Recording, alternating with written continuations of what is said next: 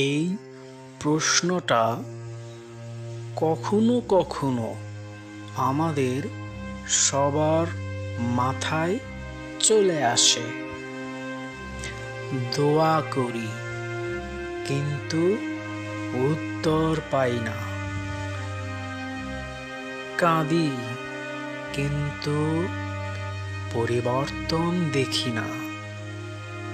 তখন মনে হয়, আমি কি এতটাই তুচ্ছ, নাকি আল্লাহ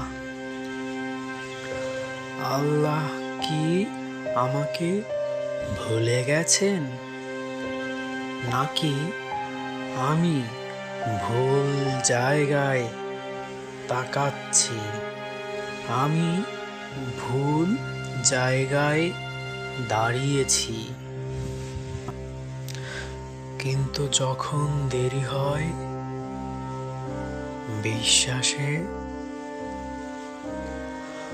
আমরা ভাবি দোয়া মানেই সাথে সাথে কবুল। কিন্তু যখন দেরি হয় তখনই বিশ্বাসে ফাটল ধরে, মনের ভেতর শব্দ ওঠে, আল্লাহ কি তাহলে শুনছেন না? এই প্রশ্নটা পাপ নয়, এই প্রশ্নটা মানুষের। যিনি মায়ের গর্ভে আপনাকে নিরাপদ রেখেছেন, তিনি কি আপনাকে ভুলে যেতে পারেন? যিনি আপনার নিঃশ্বাস গুণে রাখেন, তিনি কি আপনার কষ্ট জানেন না? আল্লাহ দেরি করেন, ভুল করেন না। কেন দেরি করে জানেন?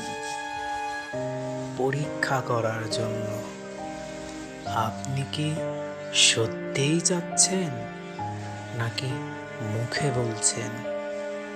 সত্যিটা হৃদয় থেকেই আসে। আপনি যেটাকে দেরি ভাবছেন, সেটাই হয়তো আপনার জন্য নিখুঁত সময়। কারণ সব কিছু এখন পেলে আমরা ভেঙে যেতাম। দোয়া 3 ভাবে কবুল হয়। আপনি যা চান তা এখন পান, অথবা এর চেয়েও ভালো কিছু পান, অথবা একটা বড় বিপদ থেকে রক্ষা পান। আমরা শুধু প্রথমটাকেই কবুল ভাবি।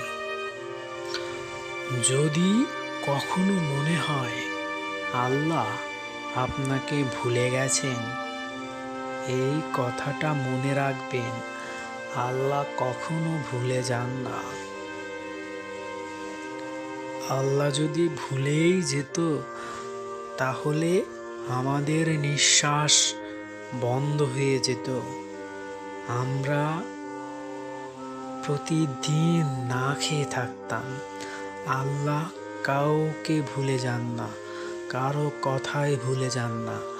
আল্লাহ সর্বজ্ঞানী, সব জানেন।